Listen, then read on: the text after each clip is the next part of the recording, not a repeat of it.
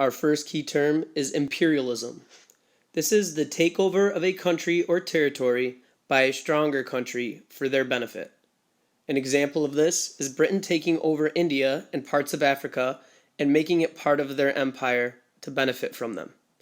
Make sure that you're using this example, drawing a picture, or using key terms in the far right-hand side of your vocabulary chart. Our next key term is nationalism. This is love for one's country and a desire for independence. So it's similar to patriotism, but there's also the desire for independence. An example of this is India wanting to break free from the British Empire and become an independent country. Make sure that you're either using this example, using key terms, or drawing a picture of nationalism in the far right-hand side of your vocabulary chart. Our next key term is industrialism. This is the building of factories and manufacturing in a country. This process grew the economy of many cities in the Americas and across Europe. An example of this is when Britain went from an agricultural or farming country to a manufacturing country where people were working in factories, and it took place in the late 1700s and early 1800s. Our next key term is the Industrial Revolution. This is a time period of rapid technological advancements that led to social, political, and economic changes. An example of this is the time period in which people went from making products by hand at home, which is known as the domestic system, to making products using machines in factories, known as the factory system. Make sure you're using this example, key terms, or drawing a picture of the Industrial Revolution in the far right-hand side of your vocabulary chart. Our next key term is urbanization. This is the growth of cities or urban areas as a result of a manufacturing economy, or where you make goods in factories. So an example of this is when large groups of people moved from farms in the countryside to cities for job opportunities in factories. Make sure you're using this example, drawing a picture, or using key terms in the far right-hand side of your vocabulary chart. Our next key term is capitalism. This is an economic system in which there is a free market, meaning that the government does not control businesses. An example is an economic system where people can trade freely, businesses compete with another, and customers or consumers have a choice when buying a product. Make sure that you're using this example, key terms, or drawing the picture of the graphic organizer shown on the slide in the far right-hand side of your vocabulary chart. Our next key term is communism. This is a system in which the government is regulating or controlling all aspects of life in an attempt to bring equality to everyone. So their hope is to create a classless society where there's no social hierarchy. An example of this is an economic system when the government controls all of the wealth and distributes it to everyone equally. So there is no social classes. Everyone is equal and has the same amount of wealth. Make sure you're using this example, key terms, or drawing a picture of this in the far right-hand side of your vocabulary chart. Our next key term is factory. These were buildings equipped for mass production due to the assembly line. This is where most of the work was done during the Industrial Revolution.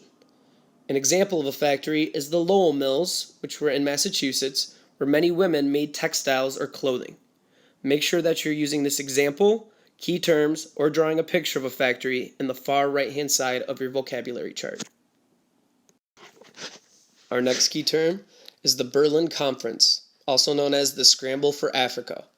This was a meeting between the major European powers in 1884 that established the rules for the division of Africa. The significance is that this meeting between European countries divided up Africa between them. No Africans were allowed to attend the meeting, so it led to many problems like rivalries between tribes that were lumped together by European powers. Make sure that you're writing this significance using key terms or drawing a picture of the Berlin Conference in the far right-hand side of your vocabulary chart. Our next key term is white man's burden. This was the racist belief that it was the Europeans' responsibility or duty to civilize the natives by making them more like Europeans. Its significance is that Europeans believed that they were superior to natives and needed to civilize them by making them more like them, or more like Europeans. It resulted in the destruction of the natives' traditional culture. Make sure you're using the significance, using key terms, or drawing a picture of this in the far right-hand side of your vocabulary chart. Our next key term is social Darwinism.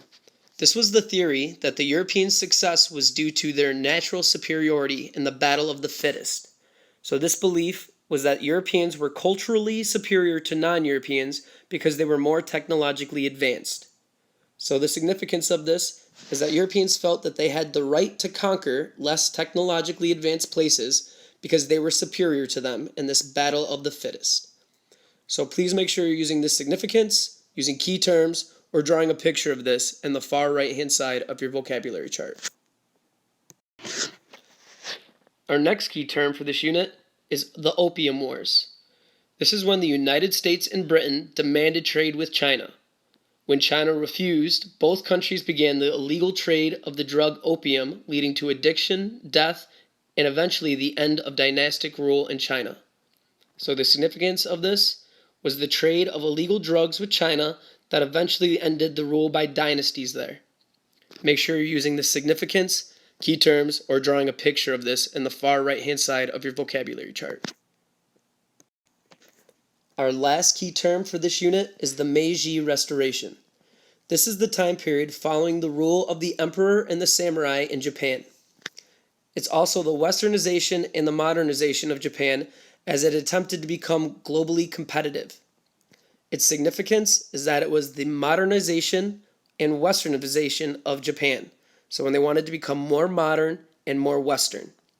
Make sure that you're using this significance, key terms, or drawing a picture of this in the far right-hand side of your vocabulary chart.